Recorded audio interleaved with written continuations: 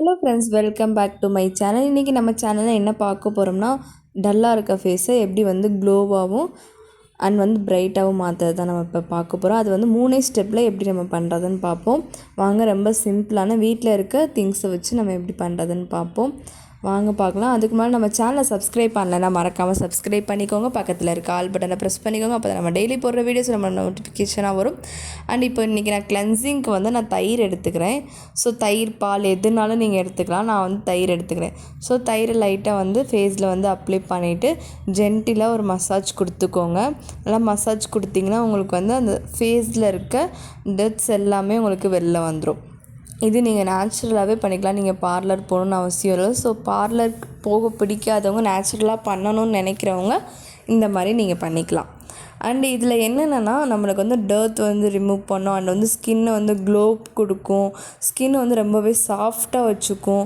உங்களோட dead cells எல்லாமே remove பண்ணிவிட்டு நியூவாக நமக்கு ஒரு இது கொடுக்கும். ஸோ இது ஒரு 5 மினிட்ஸ் நல்லா மசாஜ் பண்ணிவிட்டு ஃபேஸ் வாஷ் பண்ணிவிடுங்க. நெக்ஸ்ட்டு ஸ்க்ரப்பருக்கு என்ன யூஸ் பண்ணுறது நம்ம பார்ப்போம்.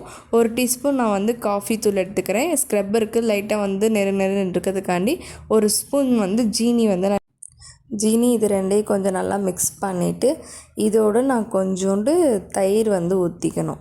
ஸோ ஊற்றிட்டிங்கன்னா உங்களுக்கு ஒரு ட்ராப் நீங்கள் போட்டுக்கிட்டால் போதும். ஜஸ்ட்டு போட்டுட்டு நல்லா மிக்ஸ் பண்ணிவிட்டு அந்த ஸ்க்ரப்போடையே நீங்கள் என்ன பண்ணணும், ஃபேஸில் நல்லா மசாஜ் பண்ணிக்கணும்.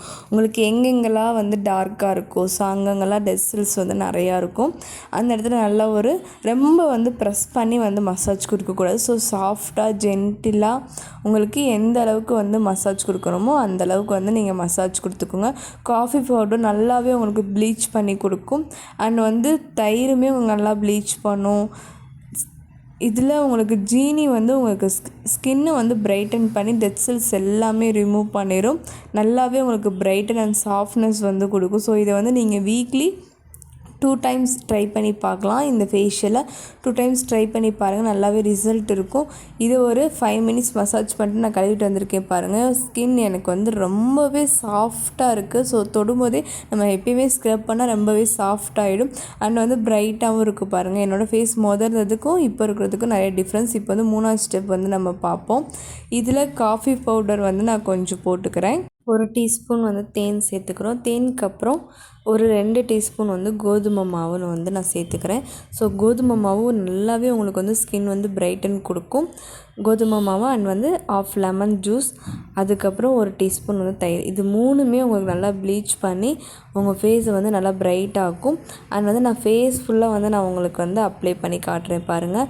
ஃபேஸ் ஃபுல்லாகவே நல்லா அப்ளை ஆகிடும். இதுக்கப்புறம் ஒரு 20 மினிட்ஸ் நல்லா காய விட்டுருங்க. காய விட்டுட்டு அதுக்கப்புறமா நீங்கள் ஃபேஸ் வாஷ் பண்ணிங்கன்னா உங்கள் ஃபேஸ் நல்லாவே பிரைட்டாக இருக்கும்.